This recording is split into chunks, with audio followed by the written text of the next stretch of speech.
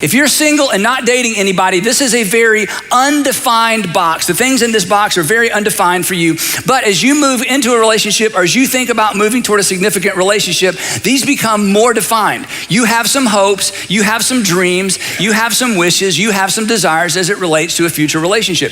If you're engaged, hopefully you've already talked about what is in your box, and you've heard from your fiance what's in their box. If you're married, you should definitely know what's in your spouse's box. And some of you do, and some of you don't, which is part of the problem. But we all have hopes, dreams, and desires. When we think about the future, we all have some hopes, dreams, and desires as it relates to this stuff right here. Money, we're gonna have a lot of money, or we don't need a lot of money, or love will keep us alive. We have double income, but I'm gonna save all of mine, or we're gonna have a single income. I'm gonna be a stay-at-home mom, I'm gonna be a stay-at-home dad. Maybe we'll just have so much money we can both just stay at home. We're gonna have a budget. We're not gonna have a budget. A budget sounds like allowance. I don't want to start getting allowance again. So you have all these ideas, but you have some expectations. You have some hopes and dreams as it relates to your financial future.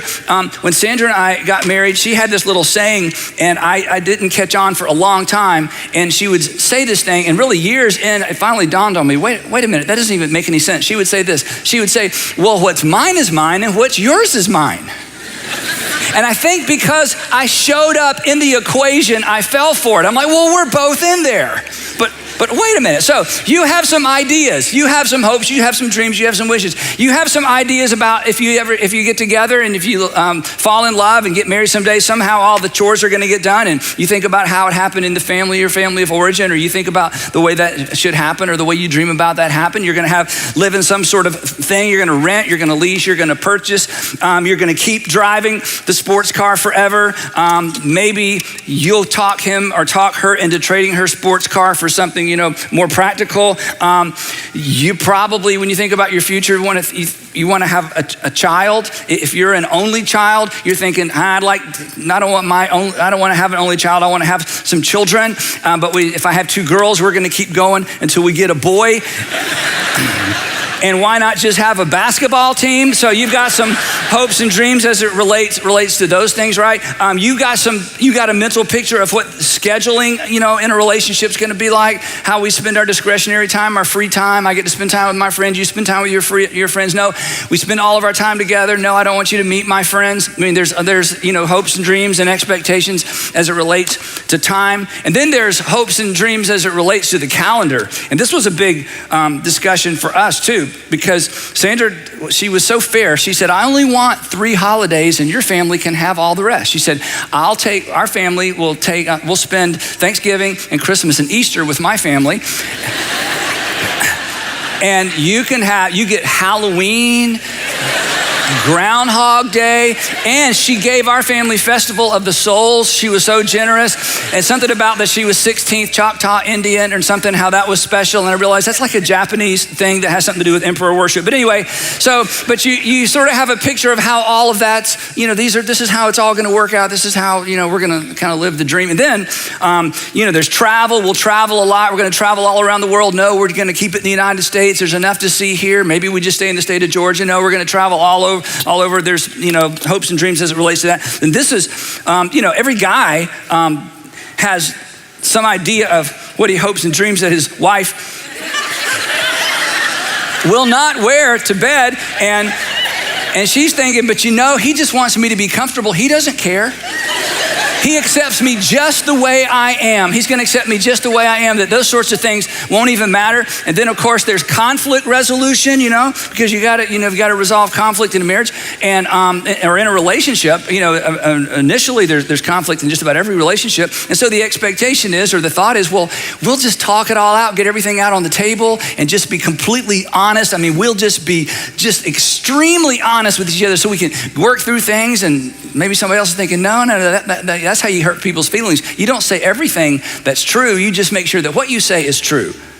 One person says, will you raise your voice? I grew up in a family where we raised our voice, we yelled and screamed, but we got it all out and we were all good at the end. No, we don't raise our voices, because raising our voices is insensitive. So we're just gonna, that's not how we're gonna resolve conflict. And then some guys are thinking, conflict resolution?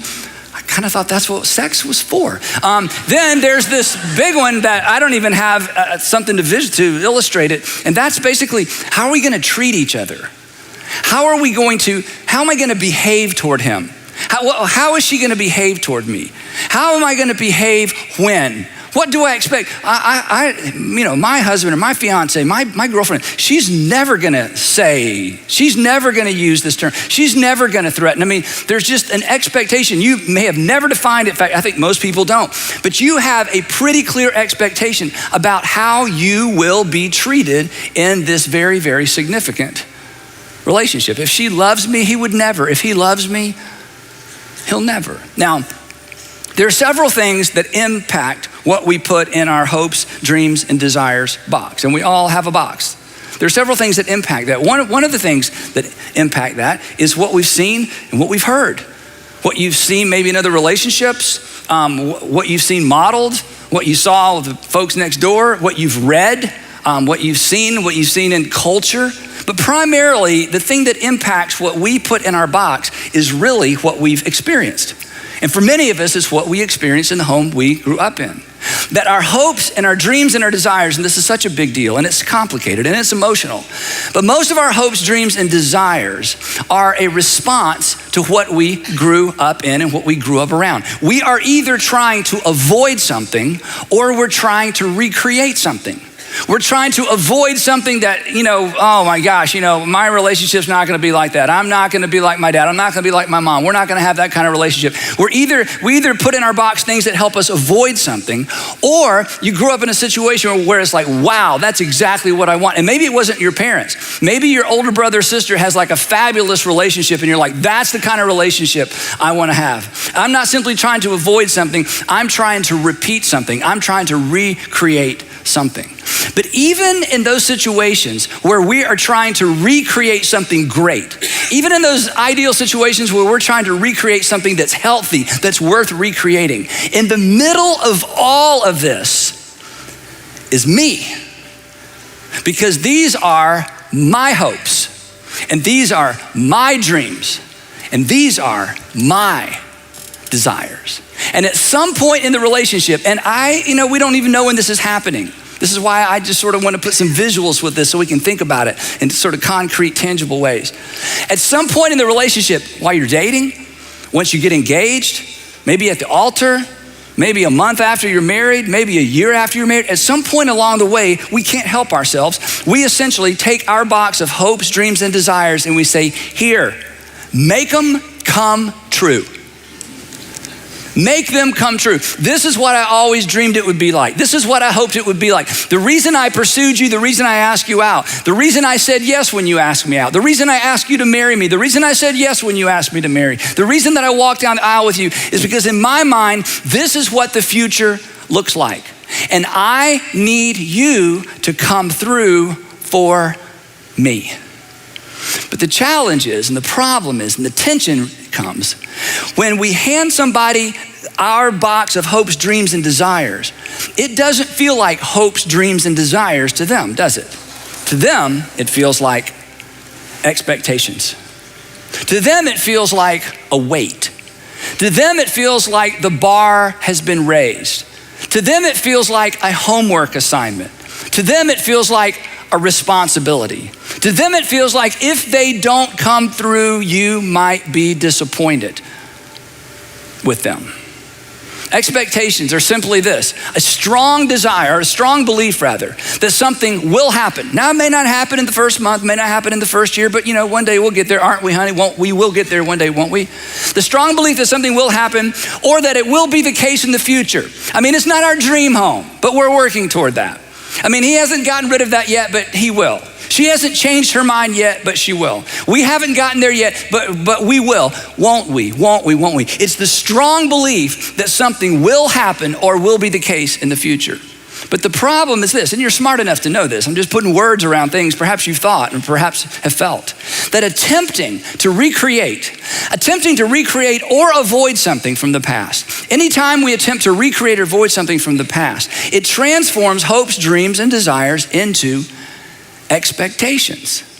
So even in the best of relationships, even in the most ideal relationships, even when the best fall down sometime, even when the wrong words seem to rhyme, out of the doubt that fills my mind, I'm so confused that this happened. We somehow find, what? That you and I, what? Collide. That's right. See what I did there? Yeah. And here's the thing. When eyes collide, it's not really a you and I collide, it's eyes collide. And when eyes collide, we swap boxes. I give you mine, you give me yours. And what was intangible and ethereal and hopeful and dreamy, and I've spent years thinking about this and I've always envisioned it would be this way, suddenly it's a burden to someone. And you're handed their burden, their expectations as well. Now, when eyes collide, we do one of 5 things. And I want to talk about the first 4 today for just a few minutes. When eyes collide, we do one of 4 things. The most extreme thing is we leave. We just say, you know what? That's not what I had in mind. That's not what I bargained for. I didn't know. You didn't tell me. You weren't honest. You didn't make it clear. That's not what I signed up for. You changed the rules. You switched gears. You switched lanes. You switched horses. This is not what I signed up for. I can't carry this expectation. I can't meet this expectation. I'll never live up to what you want me to live up to. This will never be a reality for us. And I don't want to live with the pressure. I can't take the pressure. And so I'm out of here. And do you know what you do when you leave? You pick up your box of hopes, dreams, and desires, and you cart it off to the next relationship. Second thing we do if we don't leave is we win. A lot of us just want to win. In every relationship, there's generally a stronger personality, not always, but oftentimes that's the case. And in those situations, oftentimes one person powers up and they win. They leverage what I call the 4 C's to an unsatisfying and dysfunctional relationship. You know what those are? The 4 C's, I'll show them to you real quick. Here, if you want to have a terrible relationship, here is the prescription right here. You convince, you convict, you control, and you coerce. Expectations create, in any relationship, expectations create a debt-debtor relationship. In other words, whenever I put all my hopes, wishes, and dreams on you and expect you to do something for them, in that moment, I live under the assumption that now you owe me. See, I've committed my life to you, you've committed your life to me, or we're moving toward committing our lives to each other, which means these are my hopes, dreams, and desires. And now that I'm handing them to you, this is what you owe me. You are in debt to me. You owe me attention. You owe me to fully resolve the conflict. You owe it to me to make sure that I enjoy how we do the calendar and the money and the travel and everything else. You owe me affection. You owe me to pay the bills. You owe me to provide for me. You owe me to make sure the house is clean. You owe me to stay fit, to stay in shape. You owe me patience. You owe it to me to play with the kids, the allotted amount of time. You owe kids to me. You owe me clean socks. You owe me, and I owe you. And even though both of us are in debt to each other, it creates a debt-debtor relationship, which is not what God ultimately had in mind when he put the first man and the first woman together. See, it boils down to this. That's what you're supposed to do. That's what a man does. That's what my father did. That's what a woman's supposed to do. That's what my mom did. That's what men are supposed to do. That's what wives are supposed to do. This is what you're supposed to do. Now, here's a question for you, and I know you know the answer. How much gratitude, because this is a big part of the equation, this is a big part of the tension. How much gratitude do you express to people who pay you what they owe you? How much gratitude do you express to people who do what they're supposed to do? Who give what they're supposed to give? Who simply provide the service they're supposed to provide? How much gratitude do you express to the person that sort of meets the minimum requirement, or at least does what you contractually decided they're gonna do? How much gratitude do you express to that person? The answer is minimal. Minimal. We rarely express gratitude for what we've come to expect. Now, here's the tricky part about being with the same person for many, many, many years. In every relationship, in every marriage, you get into a routine, which is fine. You have to have routines. In every relationship, there are roles, not assigned roles because there's some rules that say men always and women always, not that kind of role. But in the context of your particular relationship, there will be certain responsibilities and certain roles that will be fulfilled by each person in the relationship. That's just the way the world works. That's a good thing. But when I come to expect from someone what they've always done, when it comes down to me expecting Sandra to do what Sandra's always done, the gratitude is going to be minimal, which communicates this is what I expect all along. I'm not going to thank you when you do it, but I'm going to ask you when you don't. I'm not going to say, wow, I'm surprised, thank you for doing that, even though you do it every single day or every single Thursday or every single, whatever the routine is. But if I get so accustomed to that I come to expect it, then I quit expressing gratitude for it. Because here's what gratitude is. And this is something you can start today. Gratitude is, wow, I didn't expect that. Okay, what do you mean you didn't expect it? I fix your lunch every morning. I know. Every morning you fix my lunch and you hand it to me, and I'm surprised every morning because I do not expect you to do this every morning. I know, but I've done it every morning for the last 3 years. I know. But every morning I am as grateful as I was the first time, because when I take that lunch, I don't expect it tomorrow. Thank you. Gratitude says, I didn't expect that and I'm grateful for it. I'm telling you, this is how you supercharge and this is how you fuel healthy relationships, because gratitude is an indication I've not filled up a box full of expectations. The other thing about this whole debtor thing that is so insidious, and again, you don't see it happening, you just wake up one day and you ask yourself, what's wrong and how do we get here and why isn't it the way it used to be? That a debt-debtor relationship eliminates, and this is interesting, a debt-debtor kind of relationship, it actually eliminates the possibility of unconditional love. Because if you owe me, you can't love me. In fact, owe me eliminates love me. If I owe you flowers, if I owe Sandra flowers, it's Valentine's, we're the flowers. Okay, here's the flowers. All right, well, we're back to zero. I made it. Well, it's my birthday. Where's the card and the gift? I got the card and the gift. Well, thank you. Or if it's the other way around, well, it's Christmas. Where's my gift? Oh, we're back to zero. If I owe you, I can't love you because love requires margin. Love does not do well in an environment of expectation. In an environment of expectation, it's almost impossible to recognize love. In fact, expectations, we'll put this next screen up here. Expectations actually remove the margin necessary for love to be recognized and appreciated. You can't even see it when it's happening. Why? Because it's what I expected. It's what I'm accustomed to. It's what I'm used to. She always does. He always does. My father always did. My mother always did. It's what women are supposed to do. It's what men are supposed to do. It's what couples are supposed to do. It's a supposed to do thing. And he's meeting the expectation. She's meeting the requirement. So why would I be overwhelmed with gratitude? And you've eliminated, this is a powerful thought, you've eliminated the potential for love to even be recognized or expressed.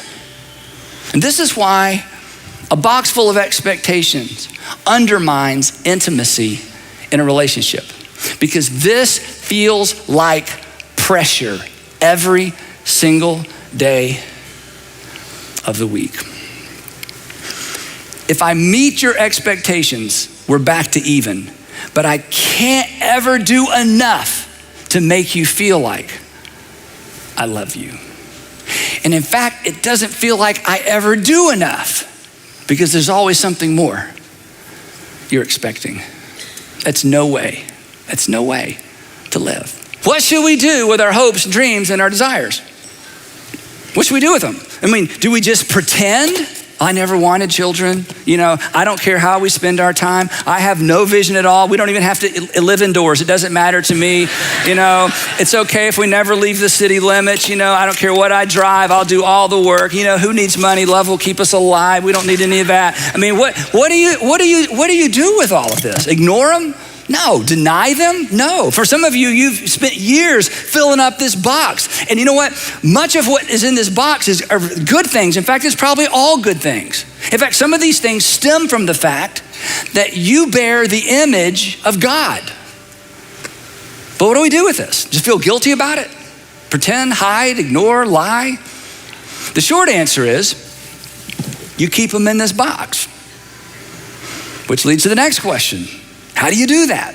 How do I keep this stuff here and not put it over there and hand it to the person that I want to spend the rest of my life with? How do I keep these things in the box? And the short answer to that question is the correct answer to this next question. And this next question will bother you. And it'll bother you because you know the answer to this question. This is something that happy people know.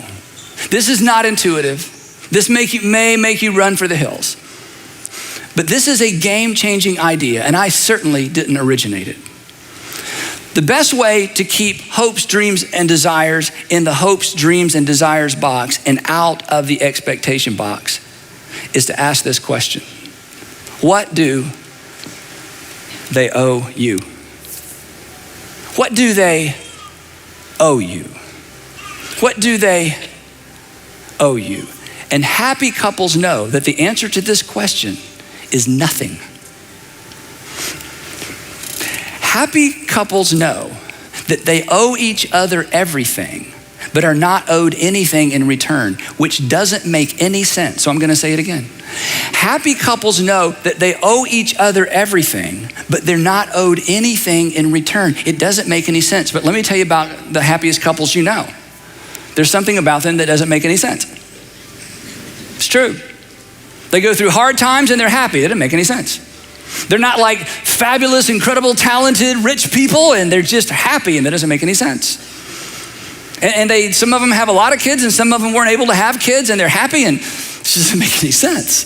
There's something about extraordinarily happy couples that's always a mystery, and I'm telling you what part of the mystery is. They live every day under the assumption that they owe each other everything, and they don't expect anything in return. Now, Christians, and I think many happy couples leverage a very, very Christian principle, but happy Christian couples, they take their cue from Jesus' one all-encompassing command. When Jesus was at the end of his ministry years, he got his guys together and he said, now look, when we started off together, there were 630 something Jewish commands. I reduced them down to 2. Now, right before I go, I'm going to reduce them down to 1. So John, write this down because you're only going to have to remember one thing. You ready, John? Here we go. Here's what he said. As I have loved you, you're to love one another. In the old days, it was do unto others as you would have others do unto you. Okay, those days are gone. This is better. As I have loved you, so you are to love one another.